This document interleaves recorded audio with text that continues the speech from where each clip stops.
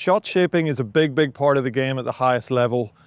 Being in control of the golf ball, minimizing your misses and maximizing the opportunities to get the golf ball close to the hole. It can provide the best players with excellent scoring opportunities. It can put them in a position where they can take on fairly aggressive shots and they can still, again, kind of minimize their misses a little bit. And certainly whenever I think about the application of that to the best players in the world, the different personalities that I teach, and to those of you at home, I think the first thing you've got to kind of figure out is, what type of player are you? We see players on tour, we see guys who can really shape the ball, guys who are very creative. They like to change trajectories, they like to change shapes, and they feel that as a very kind of natural, instinctive thing. And then there are also players who are very one-dimensional, players who really can't turn the ball too much from left to right or turn it too much from right to left.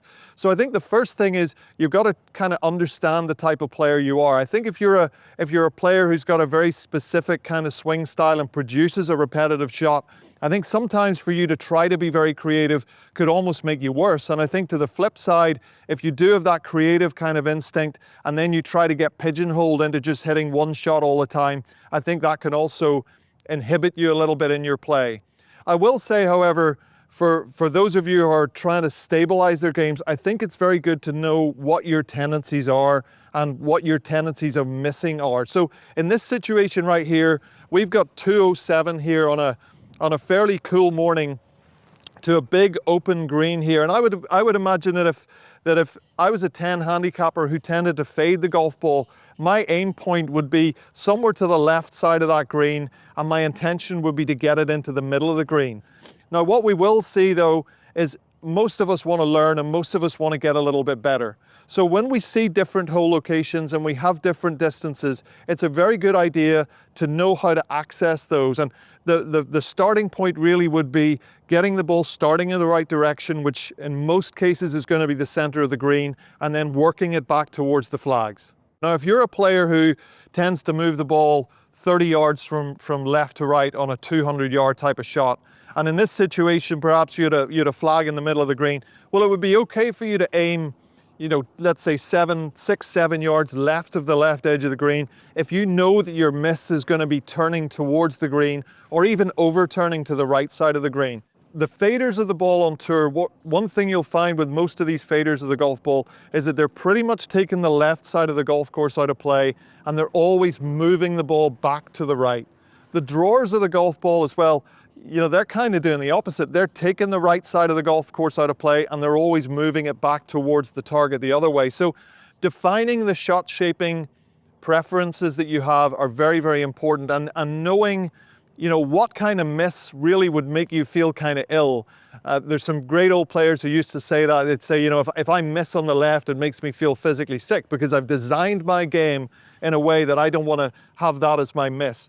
And if you can do that around a golf course, it really gives you great knowledge of what your tendencies could be, gives you an understanding of where you should aim, and also can put you in a position where you can manage your ball around the golf course a lot better than if you were somebody who's got a two-way miss. So when we're shot shaping, you can almost begin to think of what is the area that I want to leave the golf ball in.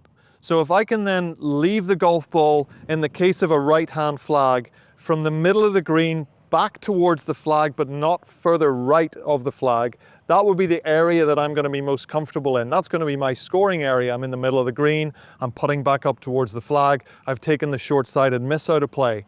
And conversely, with a draw shot, now we're in a position where the area really, or the safety area, would be from the middle of the green back towards the flag, but not left of the flag. So in setting up those kind of boundaries, you're always hitting into the space from where you're going to be able to score effectively. So with the concept of space in mind, if the flag locations then become front edge of the green, front of the green, back of the green, again, where that space will become very relevant to the type of shot and certainly the type of distance that I play. So at this 207 number, if we brought the flag forward a little bit to 205, really our miss is still going to want to be kind of 207 to 215. That's going to put me in a position where I can, cover the front edge of the green, get back into the center of the green, and have a putt back towards the flag. Now, the other part of that, I believe, is a lot of us have an idea for how far we hit the golf ball.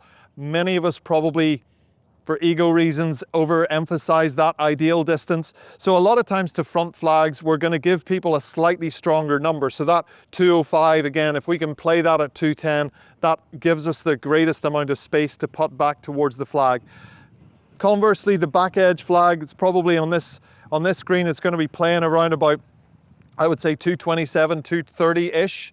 If we're then at a situation where we carry the golf ball 220 and we're putting back up from 30 feet towards that flag, I think that's a very good way to put it. I mean, most course designers have designed holes where we do not want to have much to do with going over the back of the green. So to those back flags again, if we're taking a number that's just a little bit short of the flag and playing that number aggressively, we're playing into the space. So in a situation like this where the flag moves to the right hand side of the green, what we're going to start to do is start to apply some of the shot shaping fundamentals that we would have. And clear definitions of shot shaping are very, very important. A fade shot is a shot that starts left of the flag, moves from left to right, and doesn't cross the line to the right. So if the flag was well to the right side of the green, a fade would be the correct kind of shot to employ. And a couple of reasons for that. I'm still able to start it towards the middle or even the left half of the green with the wind here off the left. And then from there, if I can employ that little bit of left to right spin, I'm able to work the ball towards the flag without putting myself at any risk of kind of short-siding myself. And that would put me in a position where on a longish hole like this, it's going to be much more likely for me to finish in the middle of the green and get out of here with a 3. So to do that, I've got a little bit of wind off the left here as well. So I'm going to move over to the right-hand side of the teeing area here.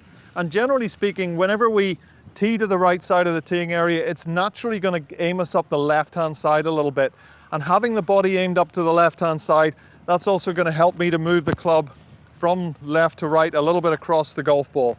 So again, aiming up towards the center to the left half of the green, body a little bit left of that, and then we're going to see if we can let this bleed back towards the hole.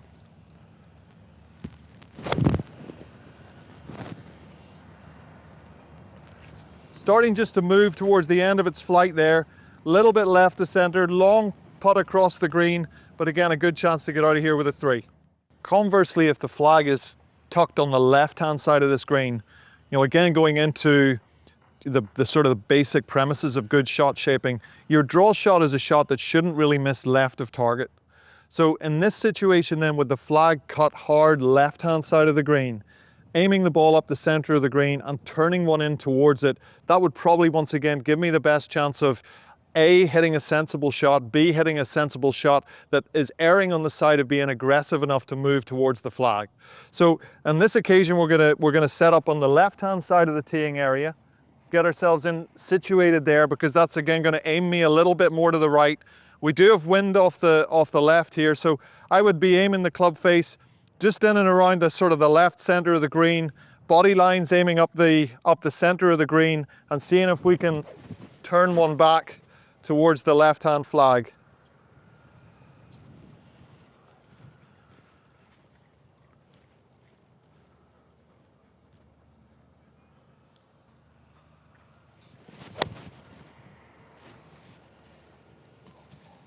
And that's certainly turning up the left side of the green, going to give me an opportunity maybe for a shorter putt. And again, if your shot shaping mechanics are good, it gives you a scenario where you can take a conservative strategy and move it into a slightly more aggressive end.